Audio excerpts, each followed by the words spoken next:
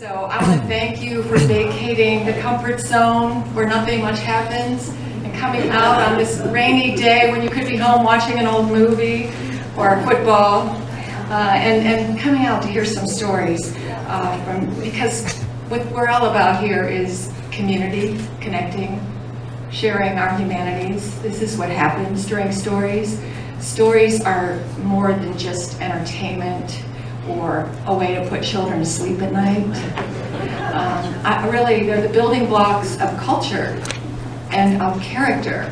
I'll give you two tiny examples from my own life. When I was a little girl, my dad used to tell me this big story about how he got attacked by a dog and how it bit him and how awful it was, and it was terrible, and I got a lot of descriptions. So how do you think I felt about dogs for a long time? Okay, if he'd have just said something about dogs, it probably wouldn't have sunk in. And I mean, I'm over it, mostly.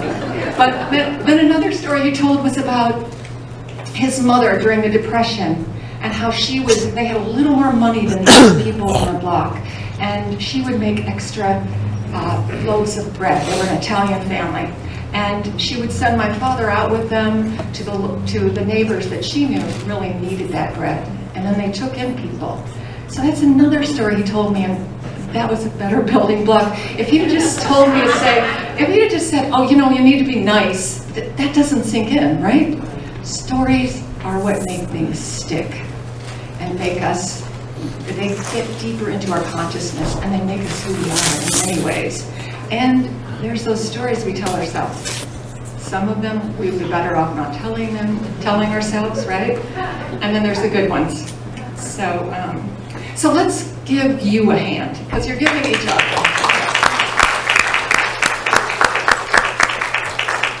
Now, with no more delay, I don't know where he is. I'm looking for David Glasser. He's our first storyteller. Hey, so come on, David, welcome up. Well, hi, y'all. How y'all doing? Good. It was just another Friday night. I clocked in at work. The piano man was leaning into the keys, filling the room with his soulful sound. The bartenders were back there slinging their drinks. The linemen in the kitchen were assembling entrees. And the waiters were whirling around the dining room, taking orders. But every pair of eyes in the room kept drifting over to the television. There was some storm brewing in the Gulf. Now, we've heard that story before. I have heard that story before. But this one had a name.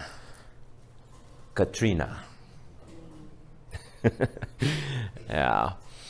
No matter how alive and just the atmosphere and the jokes that were going on in the room, it just didn't cover up the sound of the news.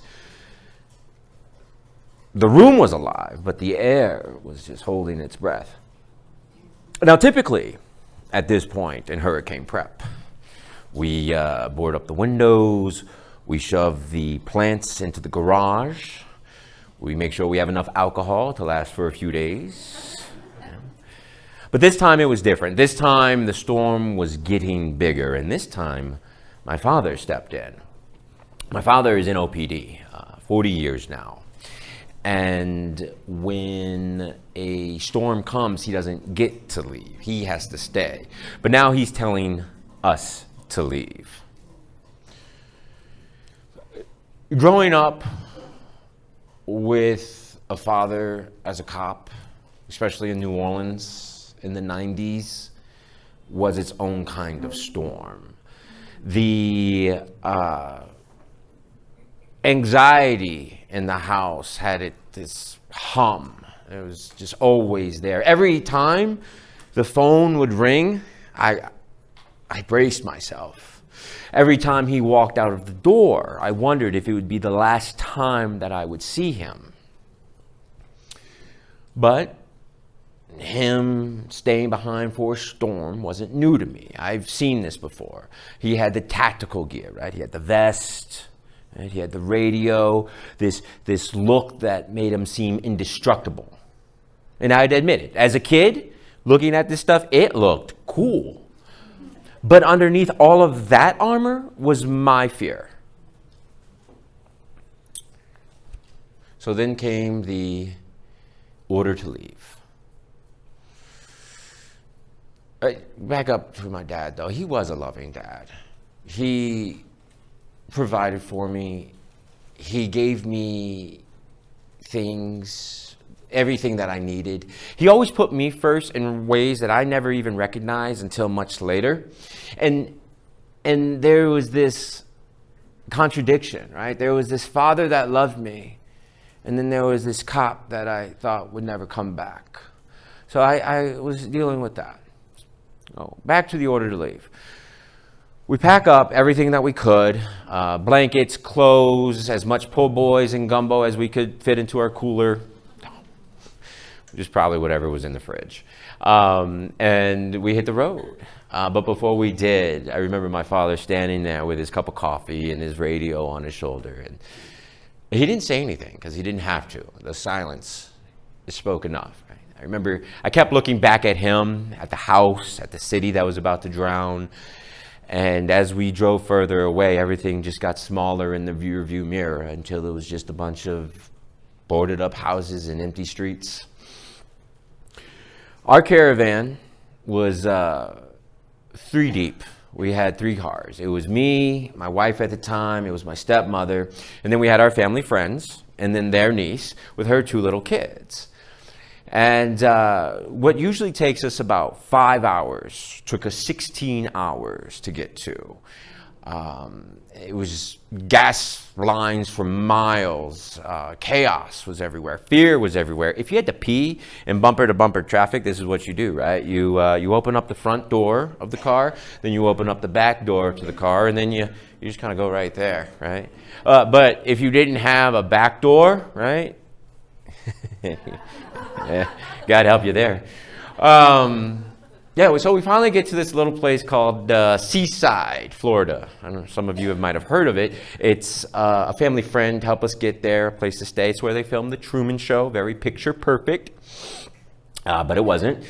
The kids got bed bugs. They got sick. There was diarrhea, and we were all running around with our heads cut off, trying to figure out what to do. And then in the middle of all of that, this 3-year-old little girl looks up to us and says, "I'm so traumatized."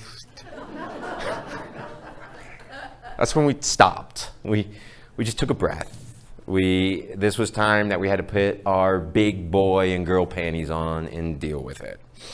Monday morning came, Katrina made landfall, and was it time to go back? Nope, no power, streets are cluttered with debris, just chaos. The headquarters of the police were flooded, there was no radio, the cell towers were down. It was just a mess. Nobody knew what was real, you know. They were saying that there were sharks on Canal Street, that there was a hole in the Superdome. It was chaos. So we decided to make our way closer to the city so that we could be of assistance or help or just have news of what's going on with my father. The anxiety and whatnot and fear were through the roof at this point. So we make our way to a little town south of New Orleans, and we load up on supplies, we load up on food, and anything we could get our hands on, and we bring it into the city. And I finally get to see my dad a week and a half later. His utility belt that he had, you know, that police have, it was a rope to keep his clothes up. His car that he had, his fancy police car, is held together with duct tape just to keep rolling. This man that, you know, had this post of a city for 40 years was being held together by rope and duct tape. The city was uninhabitable. Like I said, there was no power, there was no food, no clean water. It was just stories of this chaos. Bodies in the convention center. Work told me that I could pick anywhere in the country and they would give me money for room and board. Loyola University said that I could go anywhere and transfer there, anywhere, right? And this should have felt like freedom to me, but all I felt was this fear, right? This phone call that at any time could come telling me my dad was not okay was right there. And so every time the phone rang, I braced myself. So I didn't know what to do. I didn't want to stay, because if I stayed, I'd just be taking resources from people that needed it more than me. But I didn't want to leave because I couldn't leave him behind yet. And so I was stuck in this decision because I was too fearful. So I see him again. This man that I've watched as I've grown up in this polished uniform, now in tattered clothes, held together with rope and duct tape, and I'd never seen him like that before. He was vulnerable. I told him my options, my plan, and he listened. And he did what I think was probably the hardest thing that a father could do. He said, David, you should go. You should follow your dreams. You should live your own life. The first time I left the city out of fear, now I have his blessing. It was just another Friday night in a little empty parking lot in a little town called Laplace. I looked my father in the eyes. He said, I love you very much. We held each other. We cried. Because we knew that I wasn't just leaving the city, I was leaving home. It's not just another Friday night anymore when you've survived a storm like that and your father has given you the strength to walk into your own life. Thank you. Well, I would like to invite Matt Conde up to the stage, our next storyteller. Let's welcome Matt. So it's July 11th before 1980, and the first son was born into a family, and everybody's expectations were put into him. Now let's fast forward. It's July 12th, 2010. I just celebrated my birthday the day before.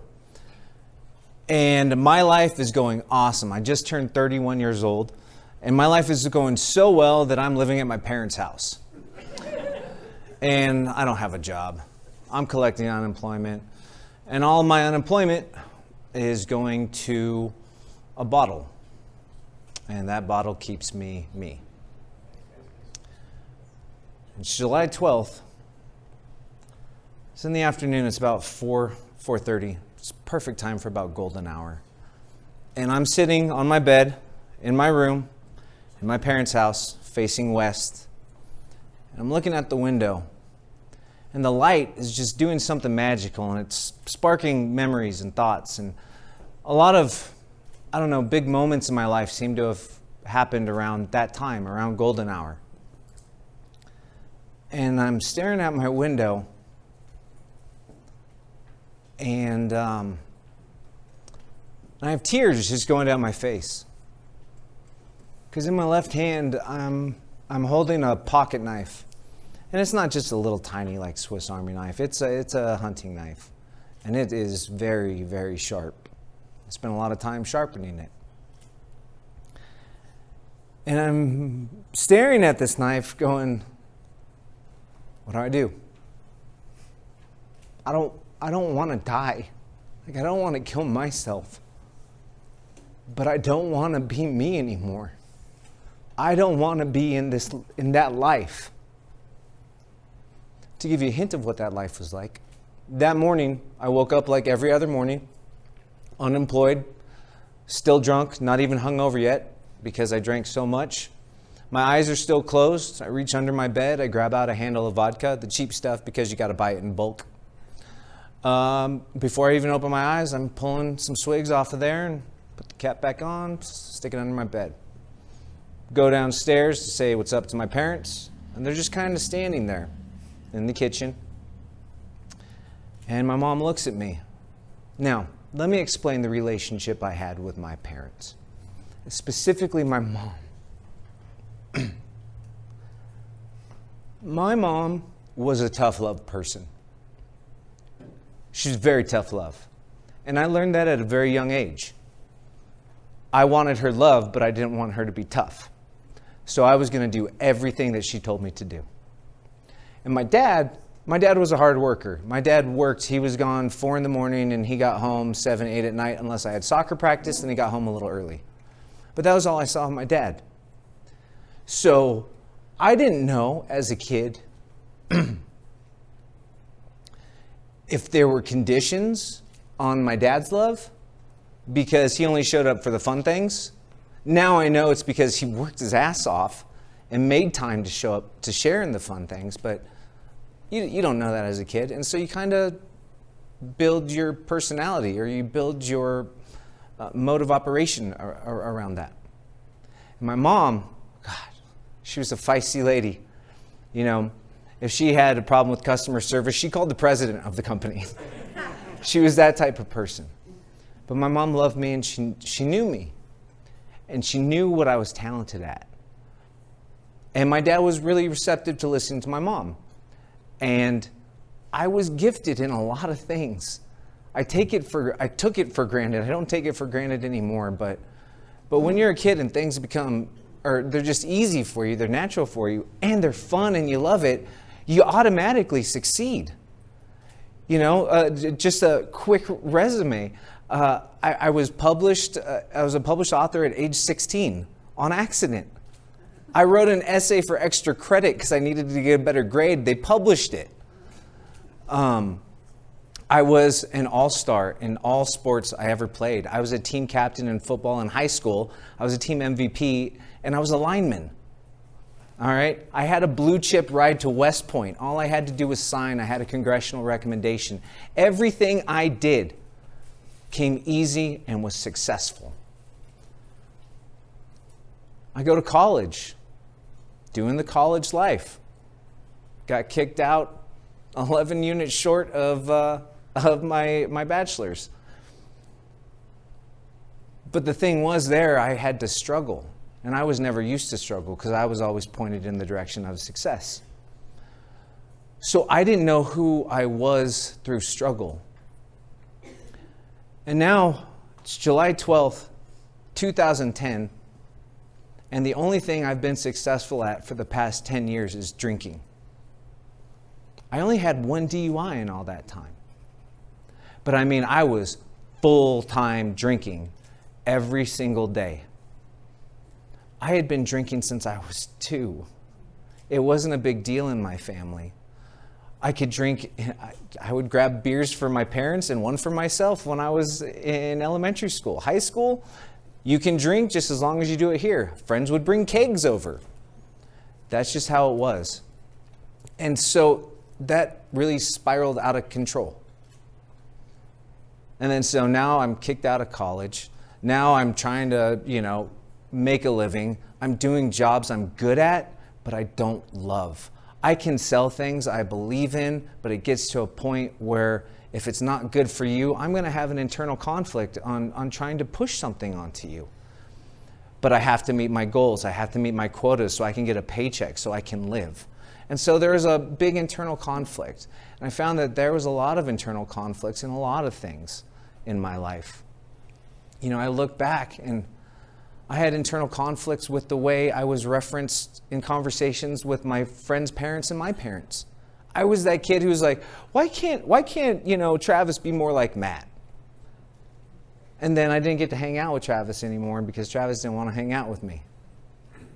And so I learned that I had to shapeshift. I had to evolve and be a person that somebody else would love or worthy of spending time with.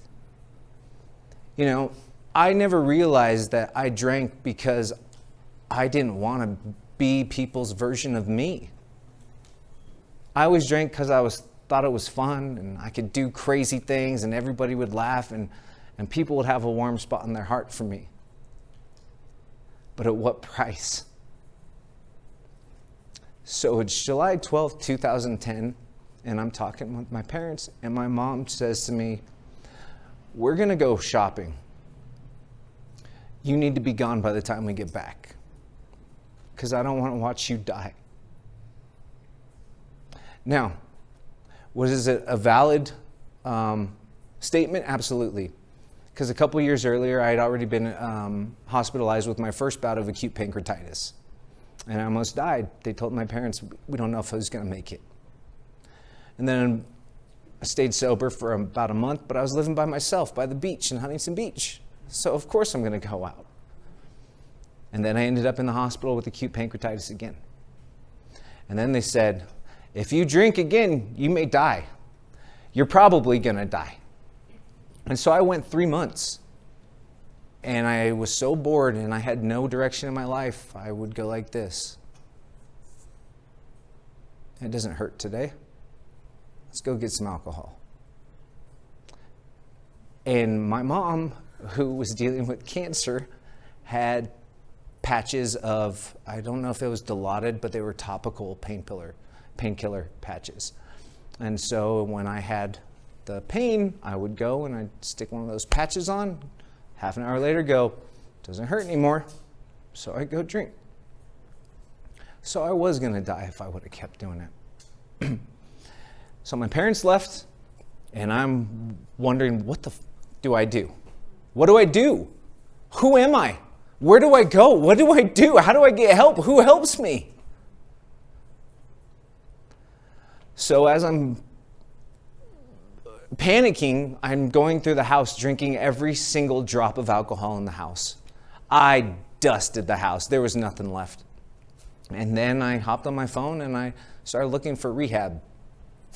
I was like, they're the only people, this is the only place I can know to go. So I called and they talked with me and told me how much it was going to cost. And I said, I don't have that much money. I said, well, see what you can do and call us back.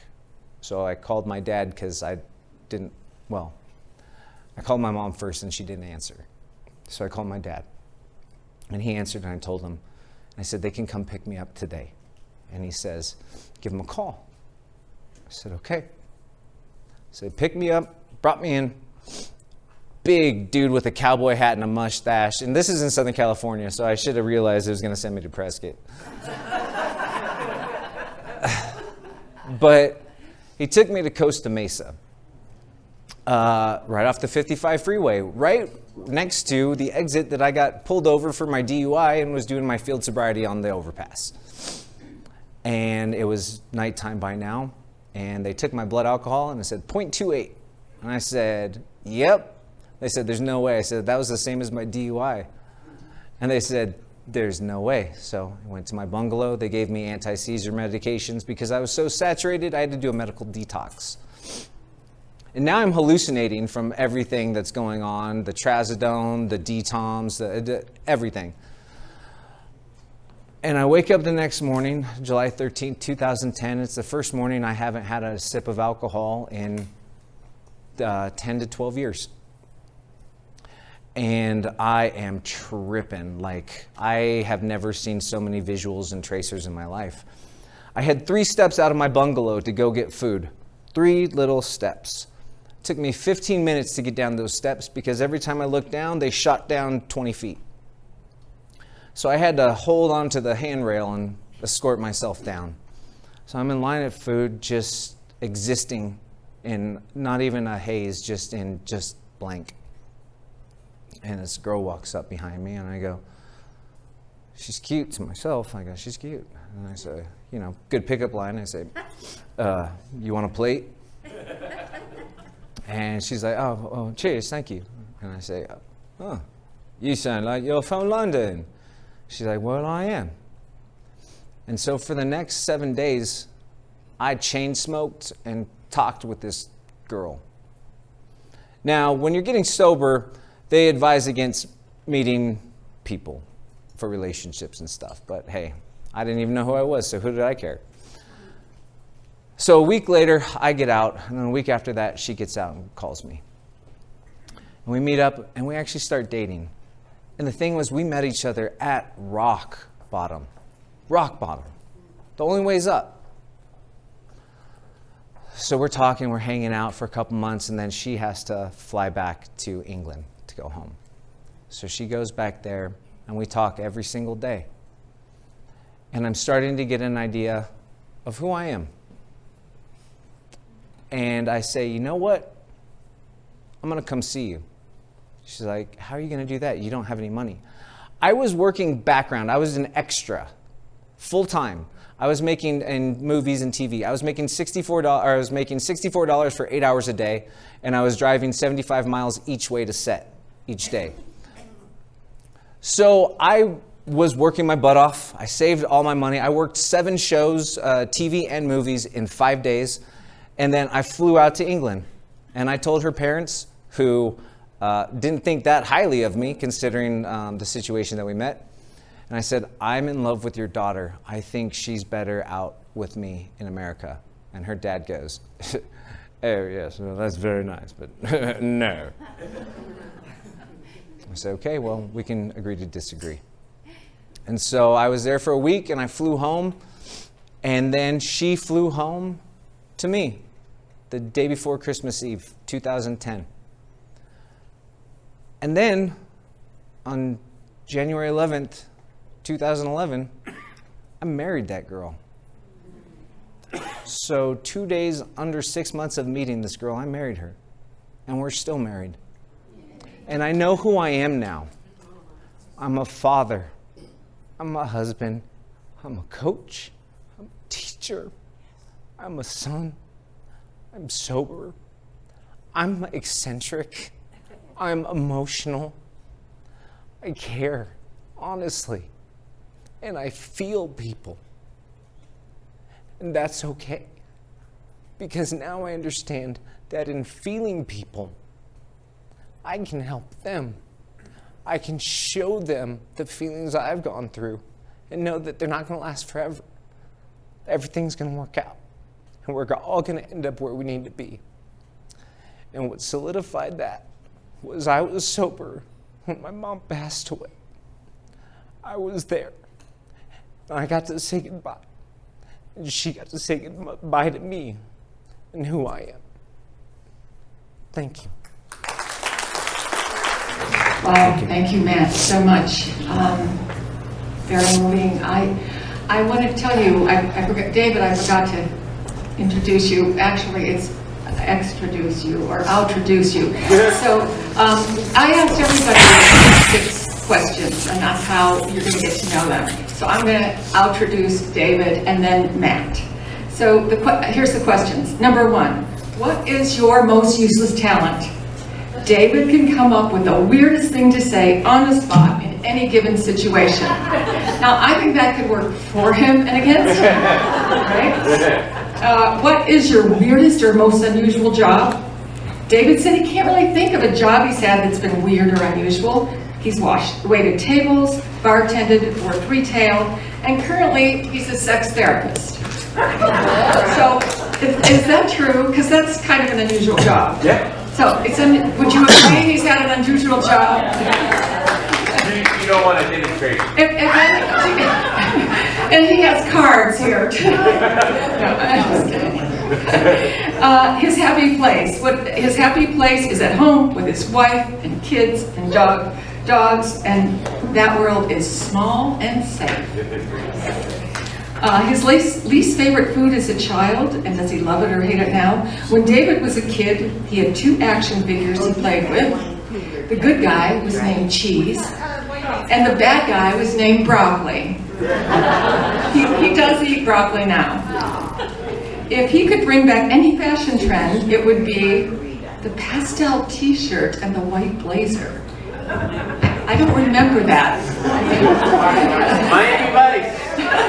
Oh, right. It was pastel. Okay. Yeah. Miami Vice. It was very cool. Okay.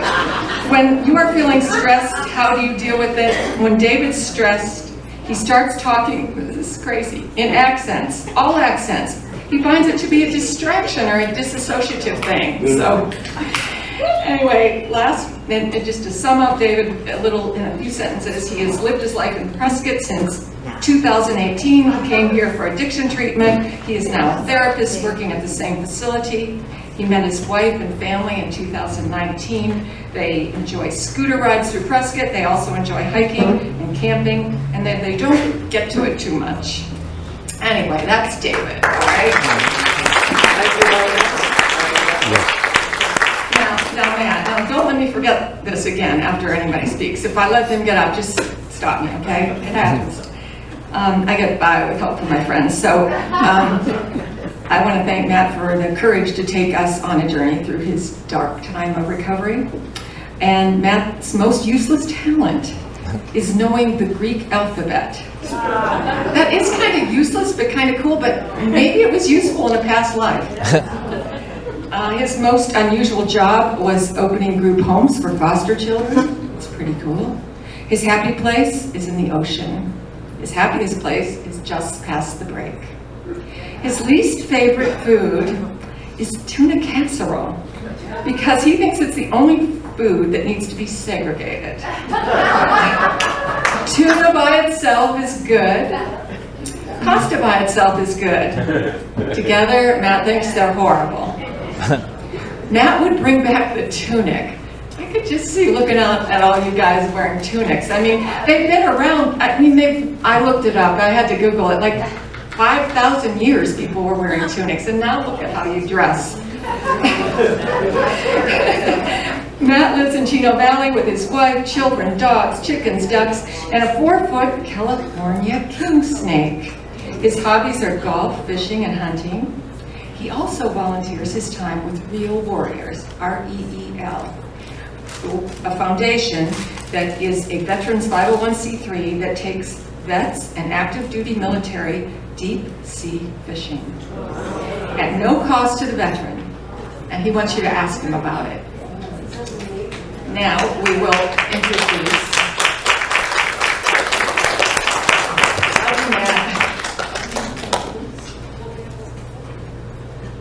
yeah, okay. So you've heard about the wild card. Some of you signed up. It's not too late. So if you, at intermission, if you want to sign up for a wild card, we draw afterwards. And you all know what a wild card is, right? I don't have to explain it. Okay. Okay. So now, it's my pleasure to introduce Wolfgang Schimansky. Did I say that right? Yes. In 1972, after a couple of weeks of hard work in Europe, I decided to have a little vacation, and I was looking for a place, so I decided on Israel. Primarily, they have a wonderful beach in Haifa. I could visit Jerusalem. I could finally touch the Great Wall, the Western Wall, and also see the Al-Aqsa Mosque, which is right next door. But first, I needed to go relax and go to the beach. As I sat down in the warm sand, my feet playing with the Mediterranean small waves, the sun in my face, I began to relax and starting to recharge my batteries. Wonderful. Except suddenly there was a voice in the back of me yelling, "Mr. Schimansky!" What the? I was really caught off guard because I don't know anybody in Israel. I've never been there, and nobody knows where I am. So who is calling me?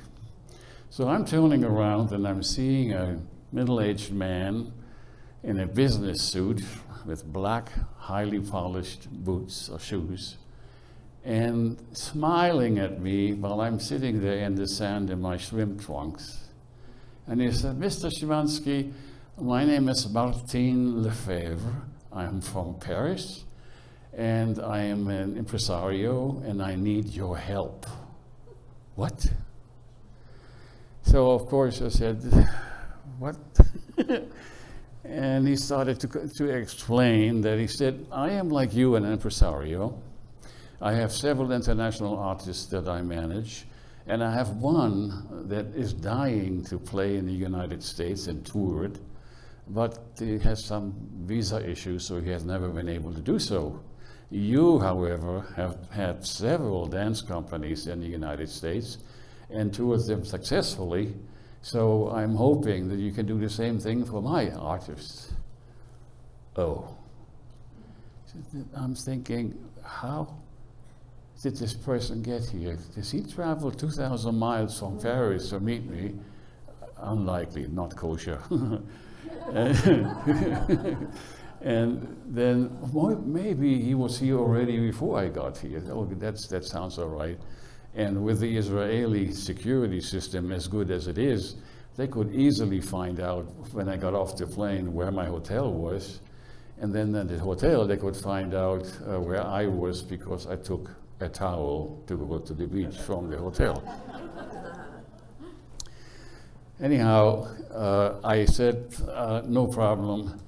I'll consider and look into it. And then I realized that I had just finished a tour for the National Dance Company of Mali, which is in the Sahara Desert in West Africa, not far from Timbuktu. And it was very successful. They are fantastic people. They are basically cherishing the cultures of the Tuareg and Dogon tribes that are for thousands of years almost in that area. And they have never performed outside of Mali. And the government decided it is high noon to get them out of there and show the world what they have to offer in Mali. They had the original costumes, they had, of course, the dances, and the big drums to go with it. And it also helped that they were performing, the women were performing the way they do at home, topless. So the tour was very successful, and I understand now why the person was looking for me as an impresario. As I was looking into what this man was asking me to do back in New York, he told me that his name is Mikis Theodorakis. Never heard of it. And I looked into it and I was blown away by the amount of information available from this particular person. He was an incredibly industrious and talented composer of several hundred works, operas, hymns, ballets, film scores, you name it, he had done it over the years. So that's fantastic. But when I checked a little bit deeper, I found out that he was also a very staunch socialist, very closely associated with the Communist Party of Greece. And that makes it automatically ineligible to get a visa. Because in that time of the history, we were still in the middle of the Cold War, and the Americans and the communist regimes wouldn't see eye to eye. But as an impresario, I don't care about the politics, but the talent, I really wanted that. So we booked a tour, crisscrossed the nation, very successful. And while we were there, for instance, that was in the J.F. Kennedy Center in Washington, I got a call from the office of Dino De Laurentiis. Does it ring a bell? Okay, he is a major producer of movies and has been for some time. And his office wanted to know if Mikis was available to write the film score for a new film they had just cut, but they found out that without the soundtrack it was not working. So we said, yeah, what's the film? Well, it's called Serpico. Oh. For those of you who don't know Serpico, it was about a true story about a policeman in New York that went undercover in order to help the government fight corruption. So after a quick arrangement with the Paramount people, Al Pacino starred, of course, in Serpico. And if you don't know Al Pacino, maybe you know The Godfather, or Scarface, or Good Day Afternoon. Mikis and I got together in the green room in the Kennedy Center. He sat on the piano and played a couple of things, put them together, and then he put the whole thing in one piece, and he played it for me, and as he did, I taped it with the original tape I have here. You know the technology? We have that. Okay. That tape then became a orchestration for 38 instruments. It was titled Beyond Tomorrow. And the title came out of the movie because Frank Serpico had a girlfriend, and he loved her. They loved each other very much. Except there was a fly in the ointment, and that was that since he was working undercover, he was never home. And if he did, because a couple of hours, he's gone again. And she didn't want to live like that. She also took care of this big brown dog that he had the whole time. And she said, that's enough, I can't do it anymore. So she confronted him and said, hey, what we have done so far doesn't work. I want to spend every day with you. And I'm sure you understand why. And the question is, Mr. Pacino, what is your plan beyond tomorrow? And that became the title. All right. After the visit in Washington, the film that was nicely finished, of course, but in the following months, suddenly we got the news that the Mikis Theodorakis had been awarded the Grammy Award for the best film score for Serpico, and also a Golden Globe gave him the same kind of praise. So, looking at the way these things developed for me, I must say that I was at first very surprised to get into this, but at the same time I also get very rewarded. First of all, I ended up with a nationwide tour for international artists that was fantastic. The second thing, I was able to promote Mikis Theodorakis to the American public. And finally, I was even involved in creating a film score for a major movie. And don't forget, there's also income.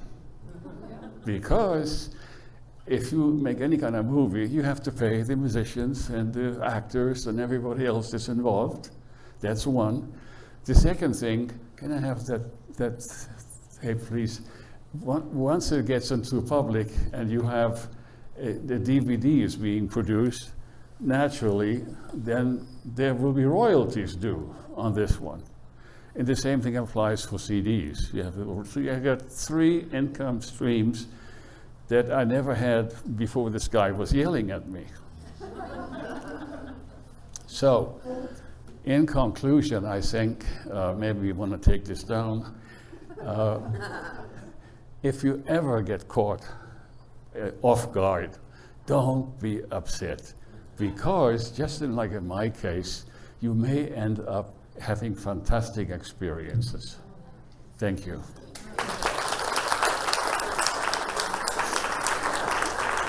Thank you, Wolfgang. Wolfgang says his most useless talent is singing. Like, what's useless about that, unless you can't sing? Anyways, his most unusual job was completing historical preservation of a 100-year-old residence in New York. His happy place is sailing his boat on the open ocean. His least favorite food as a child, I ate what was available. I think that speaks volumes. He wouldn't bring back any fashion trend, he doesn't care. When he's feeling stressed, Wolfgang just gets himself out of the situation and finds something new. He lives in Prescott with his wife Danny, their daughter Melanie, 2 dash hounds, Lola and Otto, and all 5 love it here. Now, it's time. Let's give Wolfgang a big round. To draw, sorry. I wanted to give him a job. Sandie, Brito.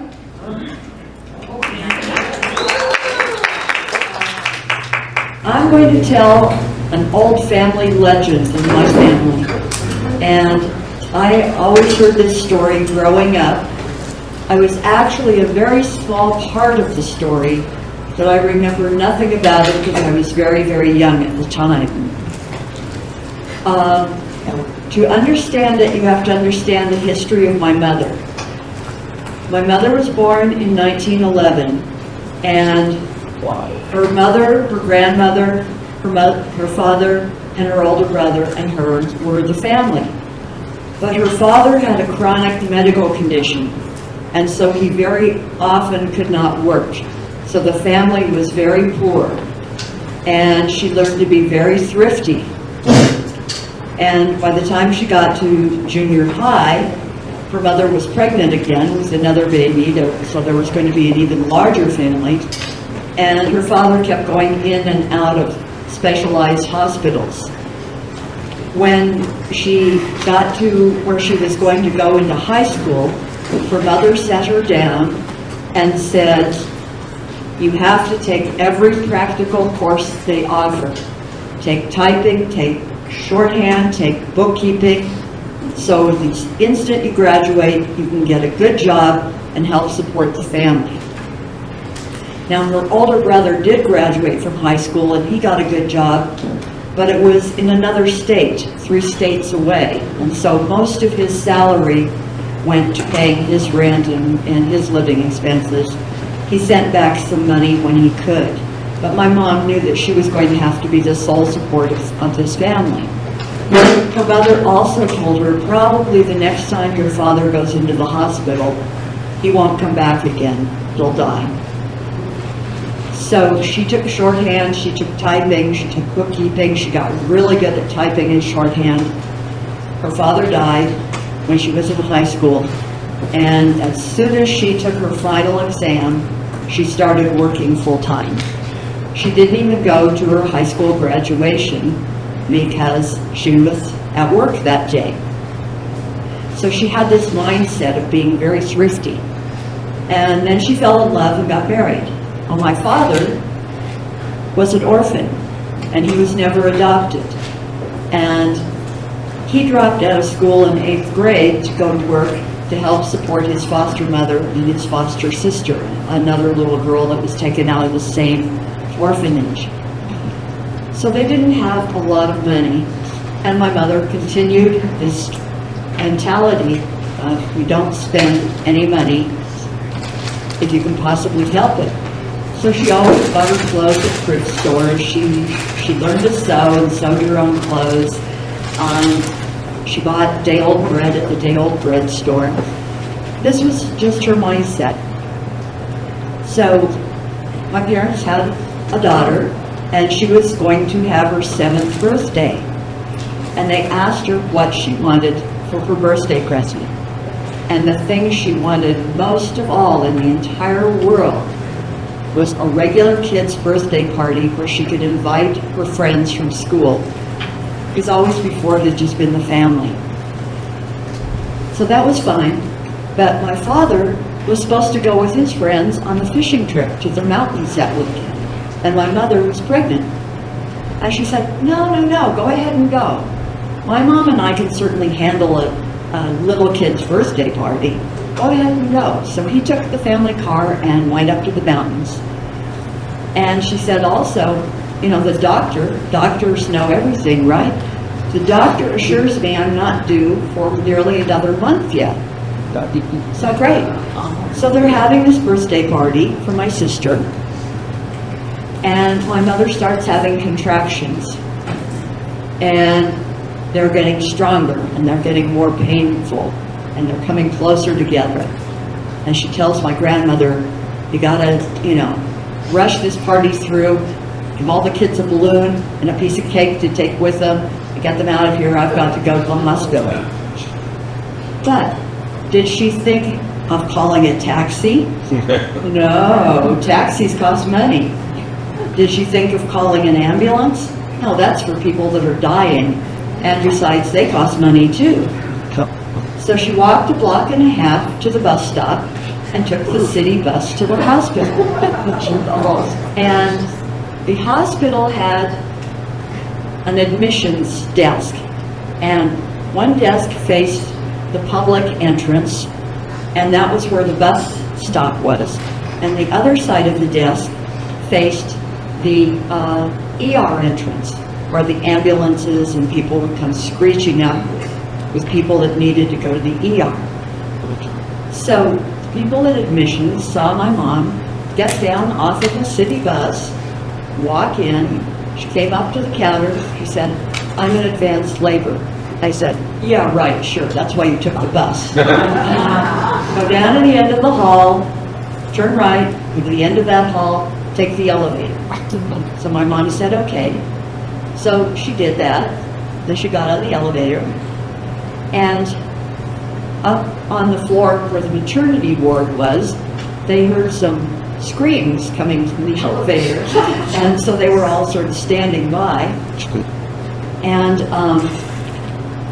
when the elevator got up there was blood and water and a pair of underpants on the floor of the elevator. And my mom walked out of the elevator, her skirts tucked up in her belt, her hands down here, holding me. I was born in an elevator.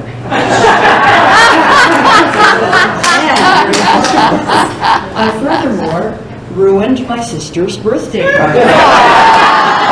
And she did not forgive me until she was an adult.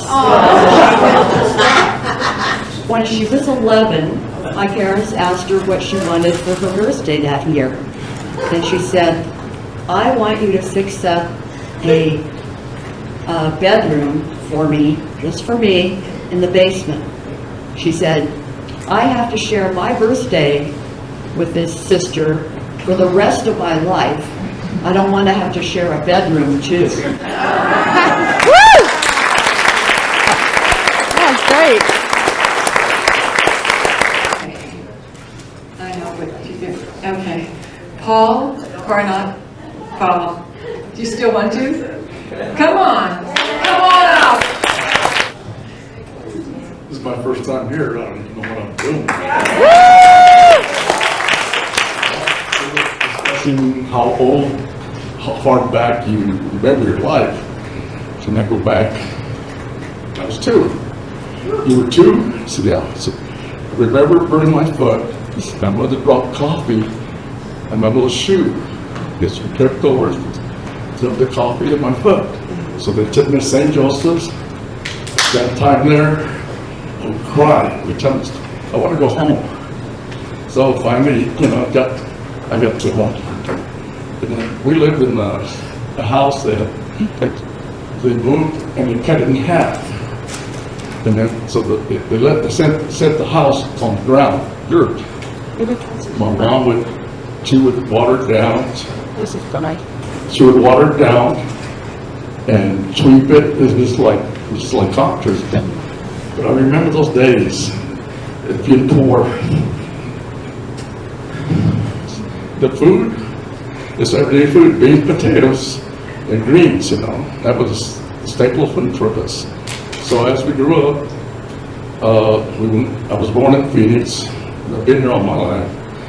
I seen the town grow from a little town to a big town. So I lived at, that time I was going to Alhambra School, and next door was the farming was beautiful. Carrots, watermelon, cantaloupes, it is right there on the railroad. And so I lived on a farm, 51st Avenue and Camelback, and between English School and Camelback. And I grew up swimming all the time because the canals, the pump water, cutoffs, tan, dark, no shoes. The only thing that can stop you is what they call goat hips. Oh. So one day my dad says, he's a farmer, I want you to come and drive this truck. It's 1950 cab over Chevrolet. I said, what? He says, I want you to drive this truck. I'm going to make 2 rounds, and then I'll pull up, get the fertilizer, and then when I make 2 rounds, you move again. Well, okay, so I'm trying to hold the steering wheel, try to move the clutch in and move forward. That was my first job. So I never got paid. But anyway, it was fun. We had BB guns, we had water, everywhere. It was pump water, not irrigation, this was pump water. So I loved the water. So as I grew up, I went to John and Mom bought up all the farms around there, so we had to move out. I wound up in Peoria, yeah. So I grew up in Peoria, Dolliston, Glendale. So I grew up there on my bedroom, and I played football, and I captain of the team, and all this crap, you know. So I got a small scholarship to Eastern Arizona. Yep. I got there. I got hurt. Right off the bat, I got my ribs busted. So I had to come home. So I started working at the garages, gas stations, but I never always wanted to work. Even now, I'm 82 and I still work. I love to work. Keep my mind busy and physically keep me strong. And I work in Phoenix, but I created a business in 1971. It was a tire company from started in Phoenix. Then I moved up to Prescott. Then I had a big one in Las Vegas. So from scratch to nothing, make the big companies. But in 2008, like everybody else, had the recession. Las Vegas went down first, and then came into Prescott. Prescott, everybody, all the young guys were losing their business, losing their equipment. It was sad. I had a little ranch out here at 169, and the young guys would come by, yeah, you want to buy my saddle? Do you want to buy this? You know, they were hurting. And it was a bad, but I survived it. And I met my wife. You're right.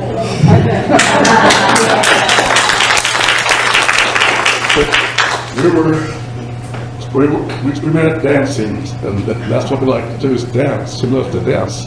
We have a great time. Anyway, my life's been pretty good. Everything I've had is great. But I believe in God, that will keep me strong. Thank you. Our next storyteller, Stephanie Tatum Ford. Good afternoon. Can you hear me? Cool. Can you love the thing you wished had never happened? Now, I grew up in Phoenix. I was raised up in a very strict Catholic upbringing. My mother believed in corporal punishment. And I went to Catholic grade school and also not high school. I went to regular high school. But my mother was so bizarre with her treatment of us, and me particularly. She had me at 8 years old, because I lied about something, put a sandwich board on me and walked around the neighborhood. It said, "I am a liar." So shame and humiliation was her game to play, just like the nuns. And so that was really hard to take. She also put me in a closet, had me sit with bread and butter and water for a while, a few days, to think about my bad behavior. But anyway, I got older, and my parents and me moved to Hawaii. And I attended a Catholic college there for a year. I had a great time. But it wasn't to be, and my parents wanted to move back to Arizona. But we didn't. We moved back to California. We moved to San Clemente, California. And I attended a community college at that time. And in that college, I met some people, good people, and I became a Mormon. And I was kicked out of the house for that. But I enjoyed my situation with the Mormon families and people I knew. I rented a room in a house, and I enjoyed it for a year.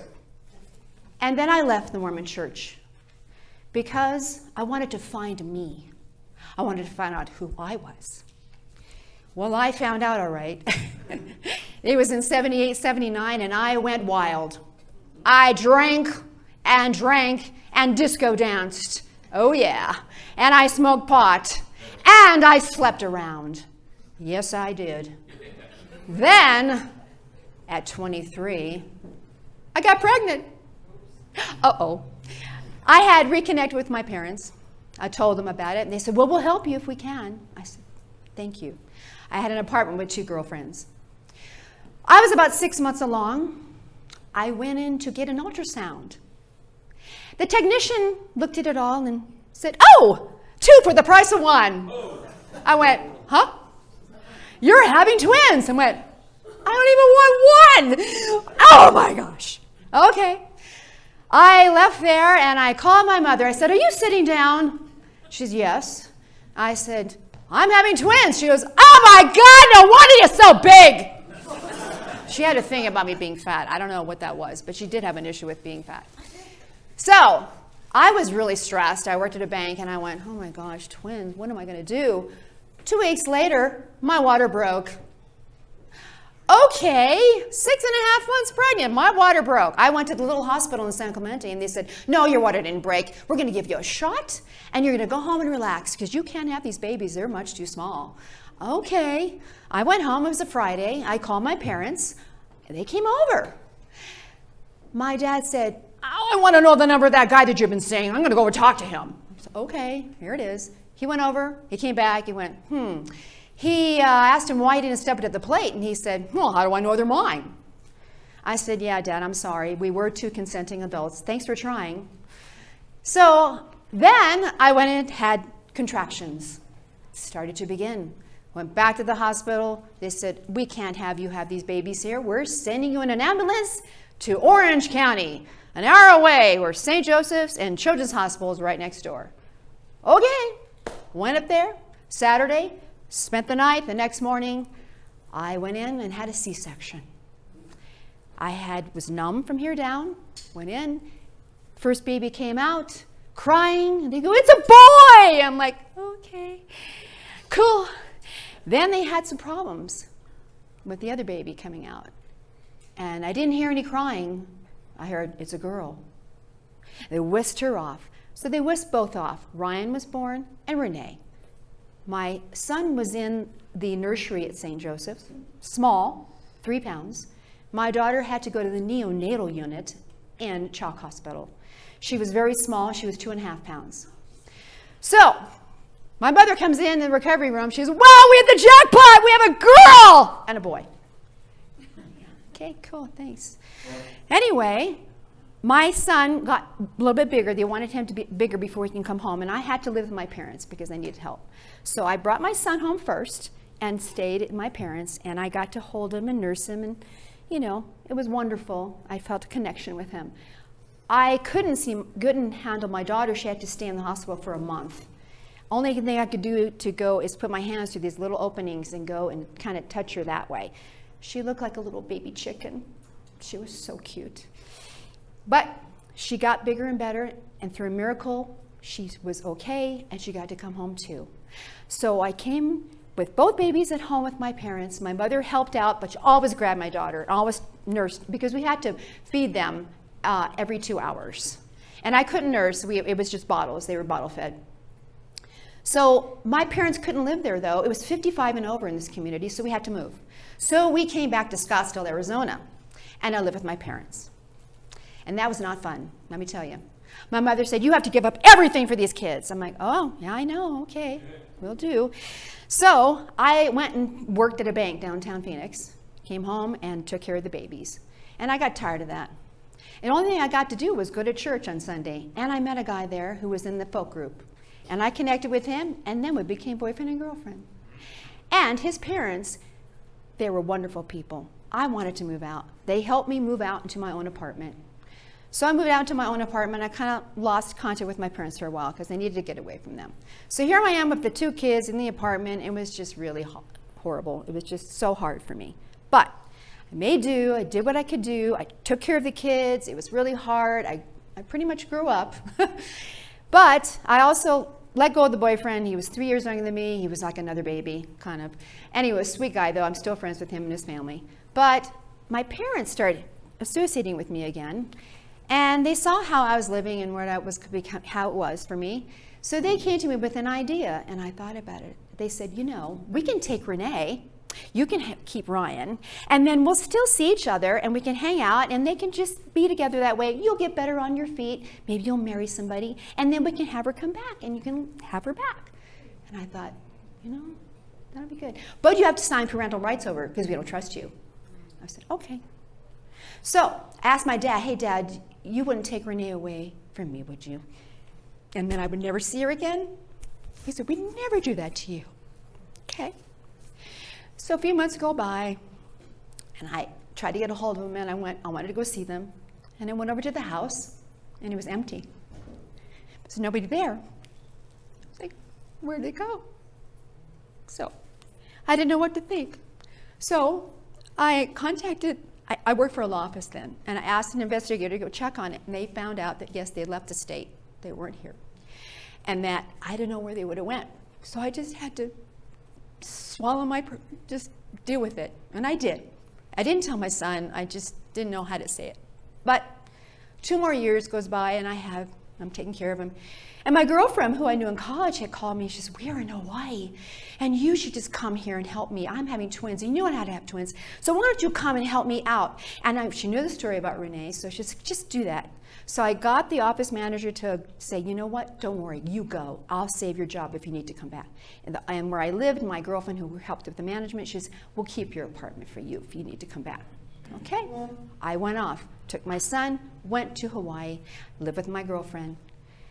And then I ended up moving out into my own apartment with another lady. And I got a call from my girlfriend who said, I saw your parents. They were in the Vaughn's shopping store in Carlsbad, California. I went, what? She goes, yeah. And I knew it was Renee, and I knew it was your parents' car because I saw it. And I went, she goes, and I followed them. And I followed them in the back, and they live in this townhouse behind the shopping center. And I went, oh my gosh. And so what was I supposed to do with that information? I went, I don't have the money to go find her. I don't have the money to go see if I could even, and I don't have rights anyway. What do I do? And I had to let it go. And I told my son, and he was, I want to go find my sister. And I went, I don't know right now, honey. I don't know if that's possible. So I just bid my time. A couple more years goes by. And I met my husband, Scott, who I am married to now, and told him the story. And he helped me with my son. He was difficult, my son at the time, 9 years old. And my husband had a daughter from a previous marriage who came to live with us in the summer, and she was wonderful. She was 3 years younger than Ryan, and they got along really well. So that was great. Well, I was with him, and then the next year we got married, and he said, after we get married, we're going to go on a honeymoon of sorts, and we're going to go find your daughter. So we drove and flew into the Bay Area, got a rent-a-car, and drove all the way down to Carlsbad. And I went to the townhouse behind where I knew the girlfriend had told me. And I looked up at one of them, and there was a balcony, and there were these plastic tchotchke things up there. And I went, no other place like that. That's my mom's taste. Yeah, that's the place, all right. Well, the postman was delivering mail, and I said to him, I go, sir, I know you can't tell me anything really. If you could just say yes or no, if there's a Tatum family that lives in the area. And he said, yes. I went, got my husband, myself, my son, and my stepdaughter, went to the door, knocked on it. My dad answered the door. He said, Stephanie? I said, Dad. We cried, we hugged, and it was hugging. And then I hear this voice, who is it, Lou? Who is it, Lou? And then my mother comes, Stephanie, how did you find us? Thank goodness for my father, because he helped me and the family come in and settled it down. My daughter wasn't home. Renee was not there. She was at rehearsal. My mother said, I'm going to call her to see if she wants to meet you. I don't know if she will. I said, okay. So we talked more, and then it was decided that yes, she would. So we met later at Burger King. We all drove to the Burger King parking lot. My husband, me, and Ryan and JJ got out, stood by the car. Here comes my daughter with my parents. She gets out of the car, and I went, oh my God, she's so beautiful. She looks just like I did at 10, long legs, blonde hair. I had dark hair. Her nose is just like Ryan's, and she was just a beautiful, beautiful child. But she was kind of close to my mom, hugging her, and I knew that she was probably going, who is this woman? Is she kind of come to take me away? Anyway, no, it worked out. It worked out. We went back, we got to know each other a little bit, and then all of the years after, we connected. I'd write them, they'd write me. We went to see them. They came to see us in Hawaii, and we had a really good relationship. I took my time. I didn't push myself on her, and it worked out really well. My dad died. My mom went a little crazy. So I flew over to help my daughter put my mother in assisted living, and that was a wonderful thing to help her do that. And then my mom died, and then I went and co-signed for my daughter for school. She attended Juilliard and Manhattan School of Music, and I went to see an opera that she was in there and stayed a week with her there, got to know her really well.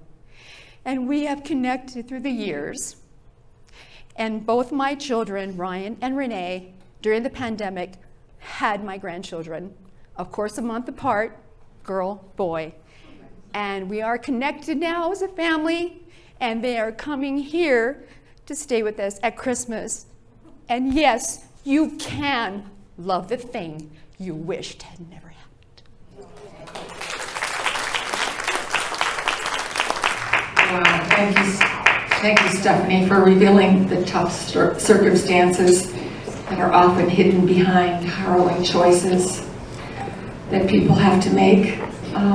Stephanie's answers to the 6 important questions. Her most useless talent.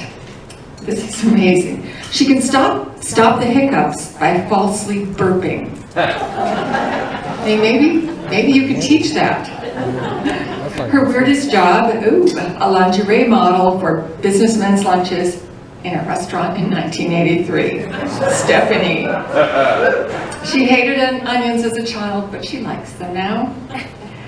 She would bring back lace-up Victorian heel boots. When Stephanie's feeling stressed, she pours a scrumptious glass of wine, if it's after 5 o'clock. If it's earlier, she chooses yoga or breathing exercises. She lives in Prescott with her husband Scott, her dog Penny Lane, and Dwayne. Oh, you had to do this, didn't you? Dwayne Elizondo Mountain Dew Herbert Camacho, her cat, Camacho for short. Okay, let's give Stephanie a hand.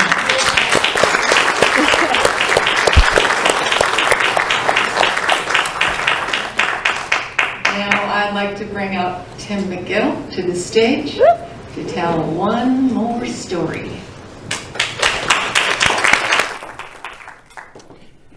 So as a professional summer camp director, yes, that is a thing. You're not supposed to have any favorites in the campers that come to your camp, but I must confess over the years I had a few. And one of my all-time favorites was Bailey. Bailey came to us and she was cute as a button as a little kid. I should preface this, I think she was my favorite camper when she was young. And we'll talk about that in a minute. But she was cute as a button. She had just amazing dimples and just a big smile and just an infectious giggle about everything. And she's one of those kids that just, really bought into summer camp and the whole summer camp experience.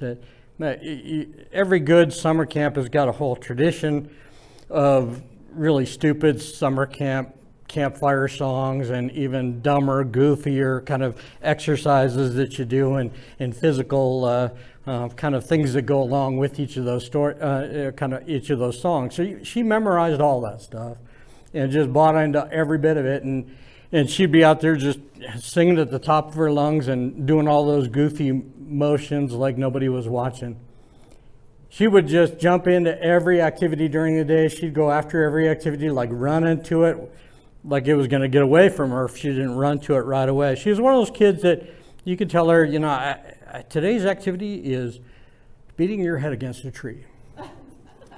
And she'd be one of those kids that say, great, which tree? She just, in short, loved summer camp and everything about it, and she just became our biggest fan and kind of our biggest promoter of summer camp and with all the other kids and even adults. Fast forward about 5 or 6 years, and she's been coming to camp every summer, this camp that my wife and I ran about 20 years ago. So all of us are lined up, all the staff is lined up in the barnyard, which is the middle part of the camp where all the campers come up in the vans and the buses from Phoenix.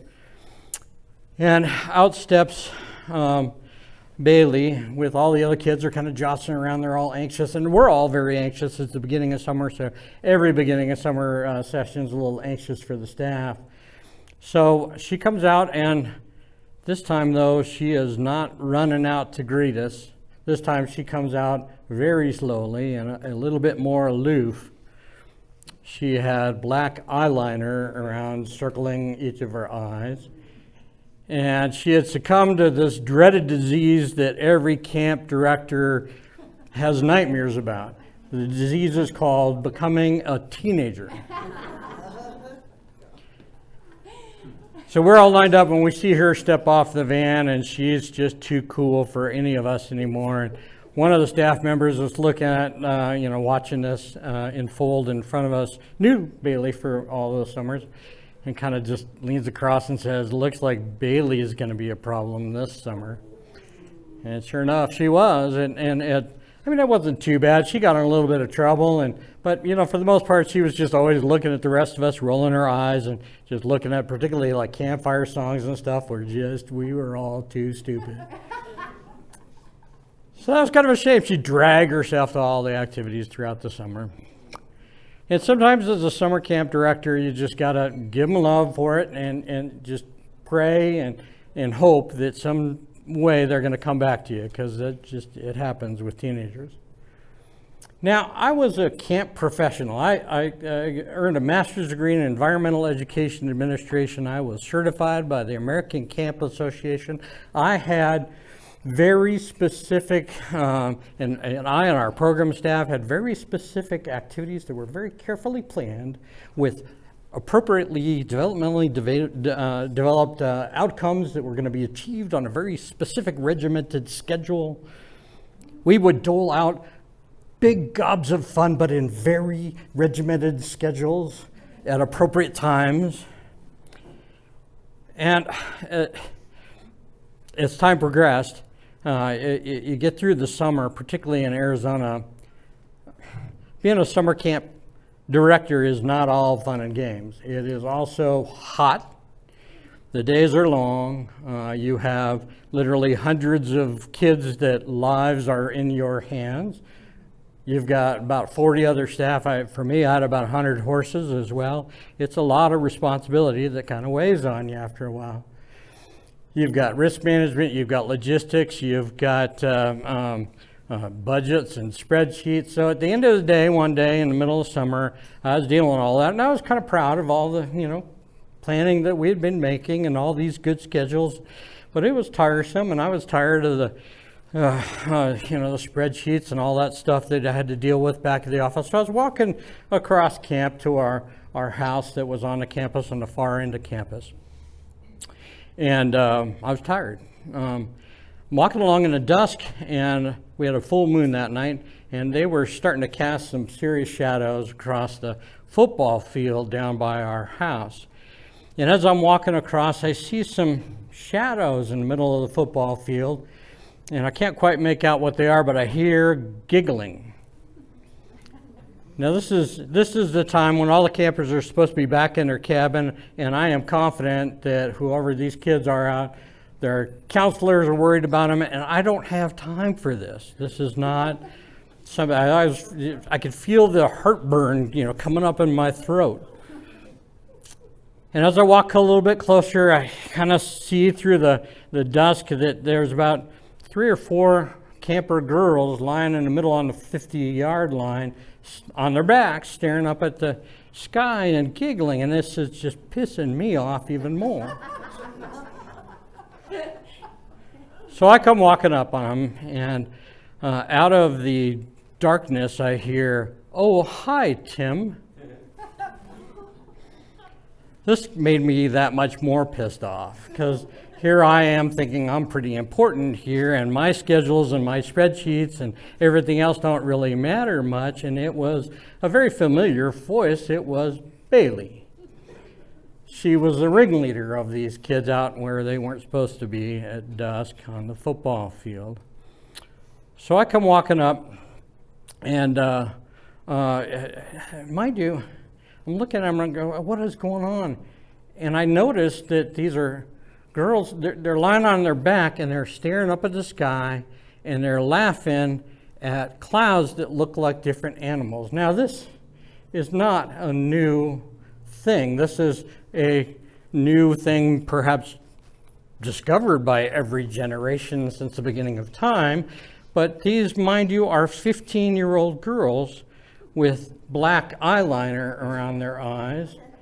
And these are supposed to be girls that they roll their eyes at anything that smacks of innocence. These are girls that are not, anything that we do like that is just uncool. And here they are, here they lay in the middle of the football field staring up at the sky.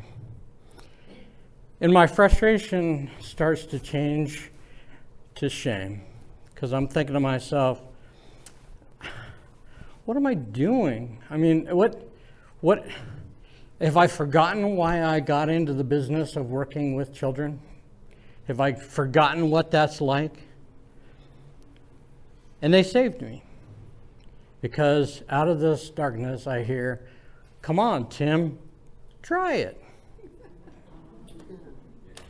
And I had finally the good sense to snap out of it. Finally, I remembered why I was in this business. And finally, I had the good sense to lie down in the middle of the football field with some 15-year-old girls staring up at the sky, laughing at a bunch of animals and stuff that flow by. And while I was sitting there, I was wondering to myself, how did I go so far astray? How did I forget all of that? And more importantly, I wondered, and I was amazed at the grace and the redemption I was offered by 15-year-old kids in the middle of a football field staring up at the big Arizona sky. Thank you.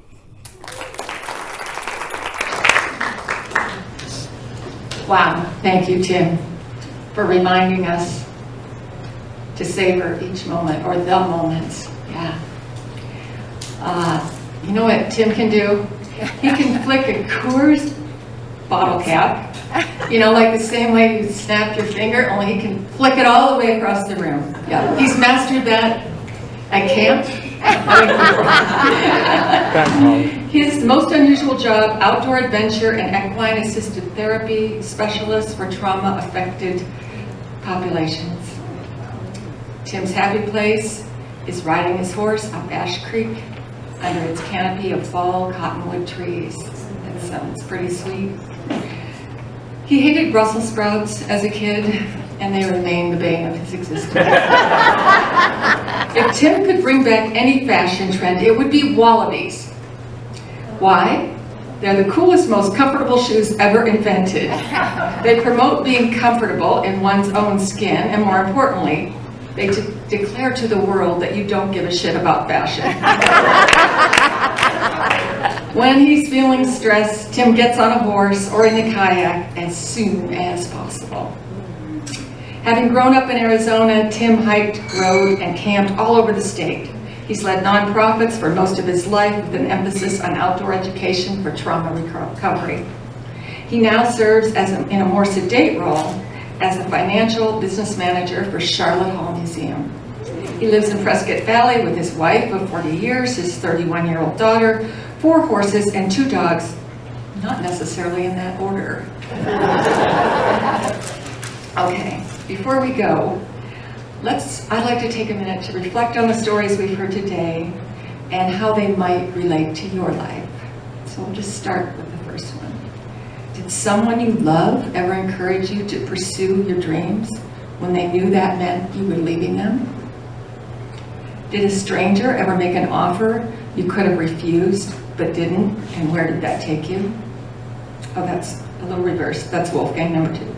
Did you ever find yourself on a downward spiral and scrape up the courage to reverse course? Were you ever betrayed by someone you trusted? Your parents? And did you ever get so caught up in the busyness of this life that you forgot why you're here? How about if we make a pact? Everyone in this room, you have to raise your hand or something. But that in the next 2 weeks, everyone here takes advantage of the spectacular skies we have in Arizona and spends some time cloud gazing, all right? Seeing what we can see in clouds. Didn't everybody do that once? I mean, at least once as a child, and more than once? Wasn't it like one of the sweetest things? So let's do that again. And if you're lucky enough to have a child in your life, do it with them. Yeah. So who's gonna do it? I just want, okay, I'm checking up on you. Okay. So maybe someday too, if you do it with children, they'll tell the story about their own cloud gazing with their aunt or mother or grandma. Okay, just a few announcements. Actually, Stephen already made most of them.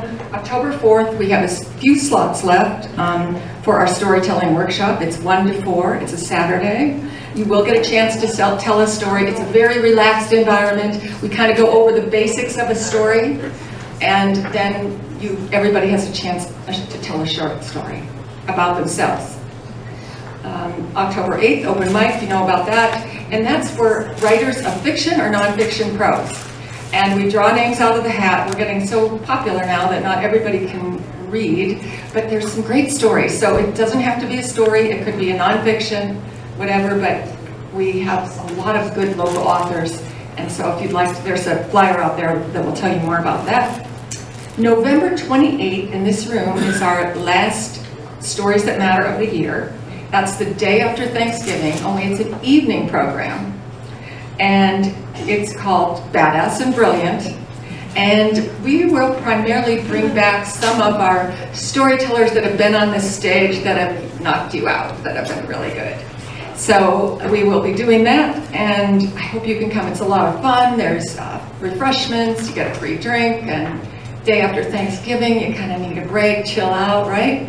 It often fills out, or it did last year, so sells out. So be sure to, no, you don't have to yet, but keep it on your calendar and make that reservation. If you're inclined to give a donation, we would most appreciate it. And before we leave, storytellers, I need you all to come to the stage for a photograph. Now, everybody, let's just have one last gratitude, applause.